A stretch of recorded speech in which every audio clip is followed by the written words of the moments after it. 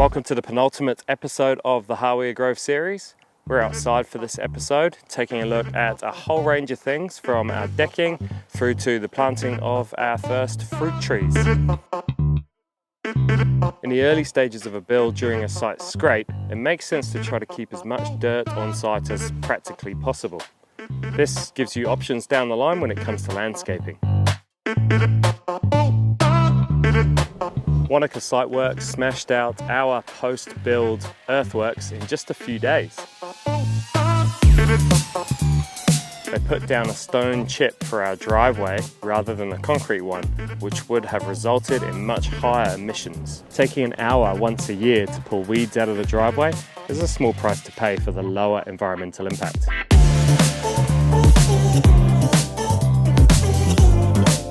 Wanaka Siteworks shaped up various berms and rolls in the garden, with this one being at the north end of our lawn.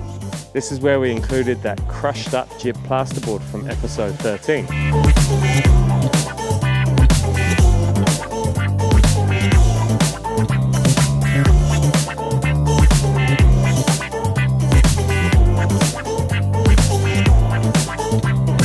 Augustine from Nativa Landscaping helped me put down this rollout ready lawn here, which was a really good decision. Otherwise it would have been just a mud fest all winter long until we could see grass in springtime.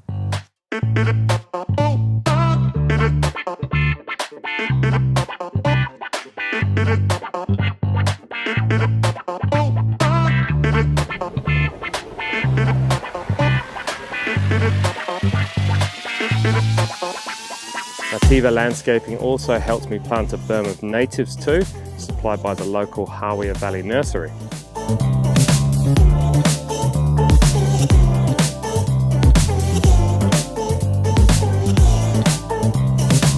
Continuing on with our focus of using thermally modified timber, we chose to use a Bodo for our lovely north-facing deck. This decking has no chemical treatment at all, meaning the offcuts can be burned. We discovered a local company called Black Moa, who do a rather unique biochar service on site.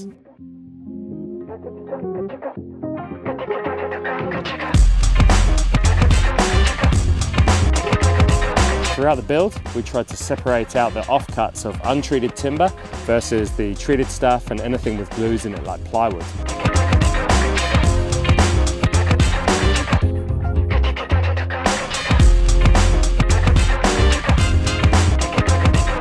Sam and Ben from Black Moa set up 2 kilns right here in our driveway, and we burnt that untreated timber and turned it into a whole lot of biochar in just one day. We don't want to add the material too fast because then we'll have a lot of unburnt material in the charcoal.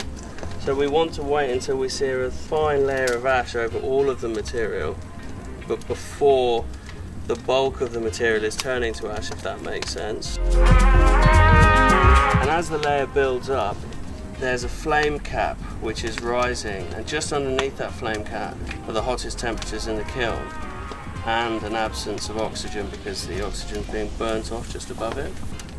That's how you make charcoal.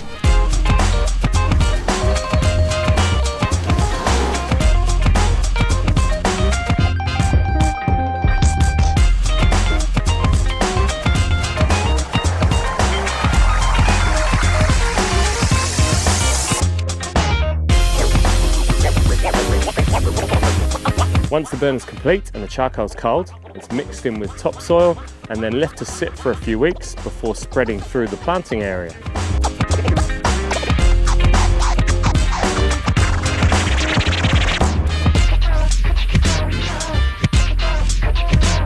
We covered this biochar layer with mulch from the community green waste across the road.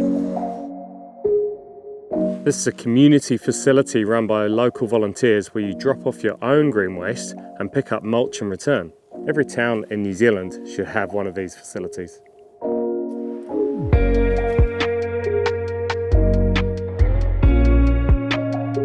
The irrigation system we put in here was supplied by Allflow, the same suppliers as our grey water system from episode 15. These purple lines are high flow dripper lines so they don't get clogged up with any small particles that might get through the filter system.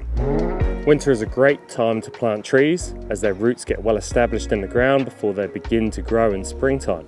We've planted a cherry tree, a plum tree, pears, apples, feijoas, blueberries, and a peachcot tree.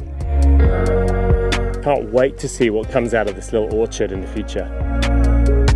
So that's it for episode 19. We'll be back in springtime with the final episode as a bit of a reflection piece.